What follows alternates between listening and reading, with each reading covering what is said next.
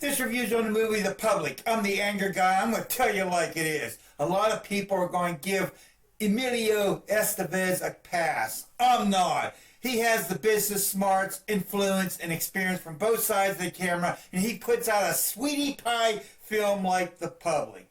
Emilio, you have the money, and your reputation is in cement. Take a fucking risk while creating a film instead of playing it safe. You will still have your money, and your reputation will be secure because you are the good guy that everyone likes. Plus, you know better than putting all the best lines that were in the film in the trailer. What is up with that? All this happened because you tried to do everything yourself.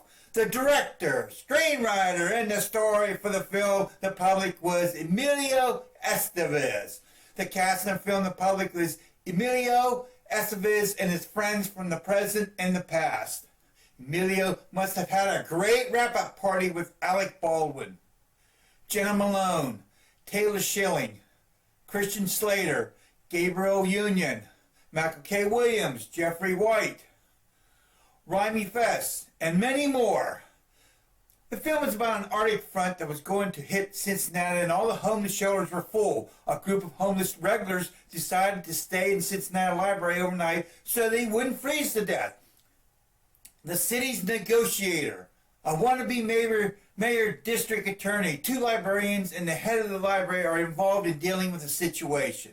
The acting from the film, The Public, was okay to good. Once the film got started, the audience realizes this film could only go one or two ways. The ending was a little different than I expected. At least the police couldn't use excessive force in dealing with the situation. Maybe I'm taking a hard line to this film because while living in Utah, I worked with a lot of homeless people through a temporary agency. We, me included, would go to a building in downtown Salt Lake City, sign your name to a list, and when your name was called, you would go to the job site, work all day.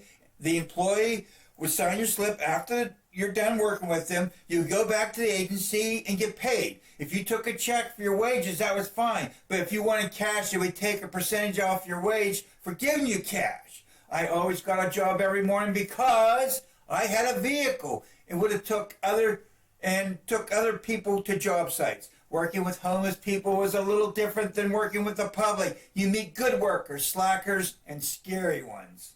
You just had to be careful. Usually they needed a shower, food, and money, or all three.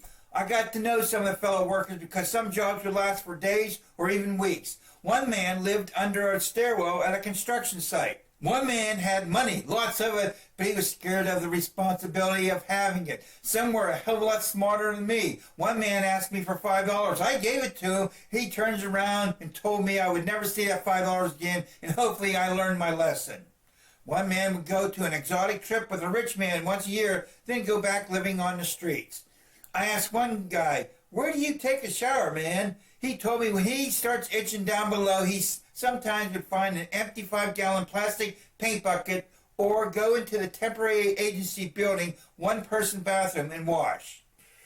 Some wanted to live the homeless life because they had no responsibilities. Believe it or not, sometimes I would invite some of the men over for supper. I would never do that nowadays. That's crazy nowadays.